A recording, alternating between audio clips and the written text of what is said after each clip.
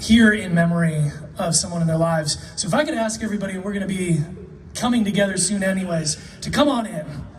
Come on in, come a little bit closer so that we can be standing here together. And as a benefit, you've got little Ruth here too. She's a cutie, she's gonna help me out tonight.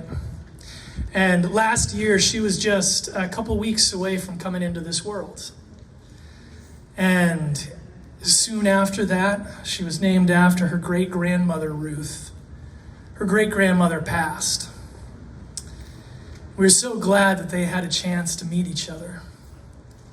But it was also at that time I started going through some of my old belongings, mementos from my grandmother, Ruth, and I came across a small memory about Norm Cataract.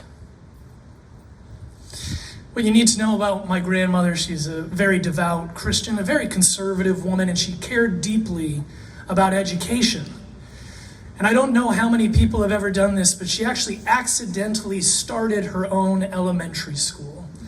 It was meant to just be some daycare and kindergarten for my older sister, and soon other parents asked, could you teach our child too? And so within just a few short years, she had a K-6 elementary school in Goffstown, New Hampshire.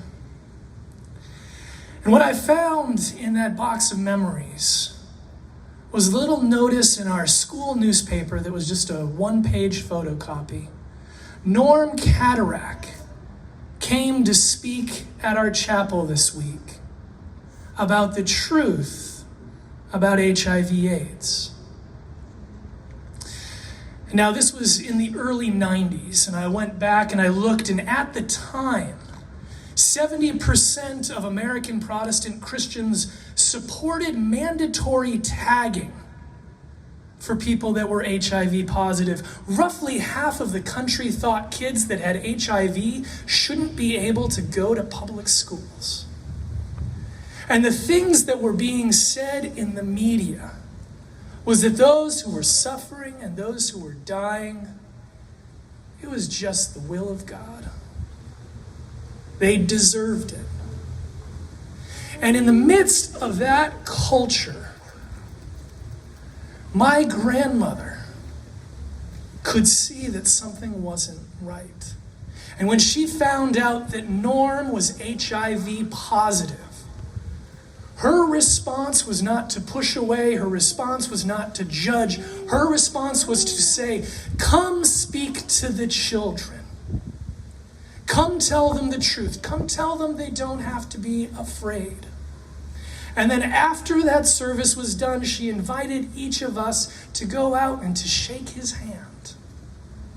And so that when I grew up, I still remember just giving Norm a big hug after chapel.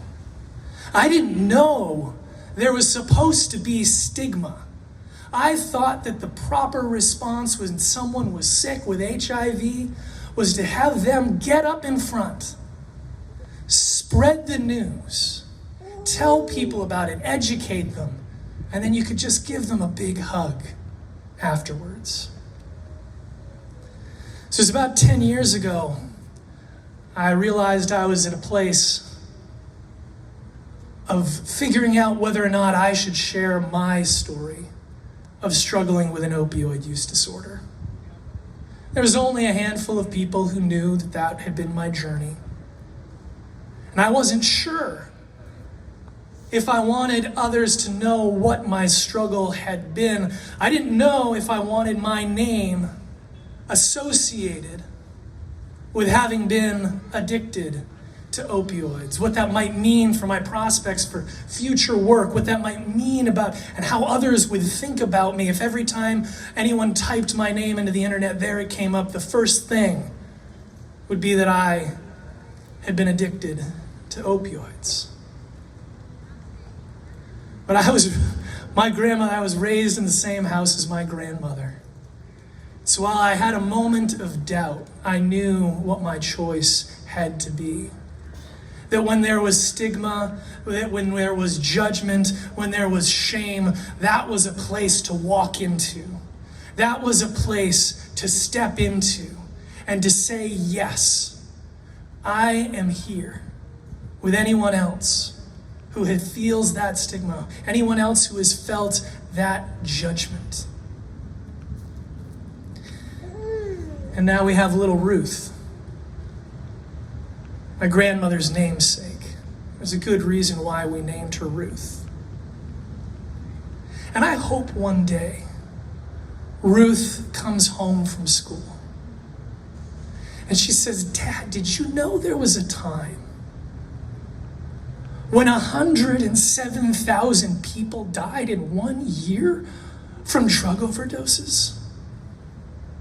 Did people not understand that these deaths were preventable? Dad, did you know there was a time in our country when people who needed mental health care were shackled? When people were put in cages because of what they put in their body? Did you know there was a time that people had to beg at the state capitol for adequate funding, for treatment, for resources? Dad, did you know there was a time when all of this was true?" And I hope I get to look at her and say, "Yeah, Ruth, that was true for a time." But I want to tell you about a lady named Mama T. I want to tell you about the folks, the New Hampshire Harm Reduction Coalition. I want to tell you about the recovery community that came together in New Hampshire. I want to tell you about all the people who came together, having lost someone, and knowing that there could be purpose that comes out of the pain. And that there could be love and compassion that was greater than the stigma and the judgment that we saw in our culture. I want you to know that there were people who came together and saw there could be a different way.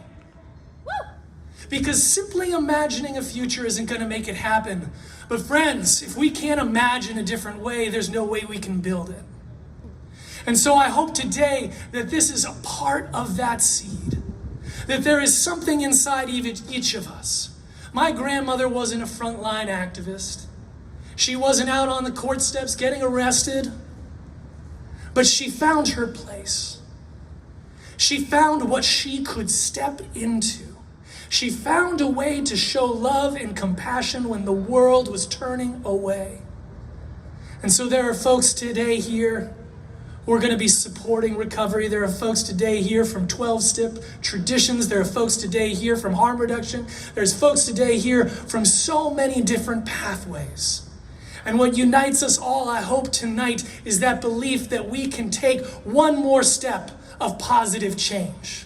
Whether you are in active or chaotic use, you can take one more step for positive change. If you have been in sobriety for 20 years, there's always one more step that you can take to share this compassion, to share this love, and to share a vision for a different way of being, to share a vision for a different state of New Hampshire. Thank you all.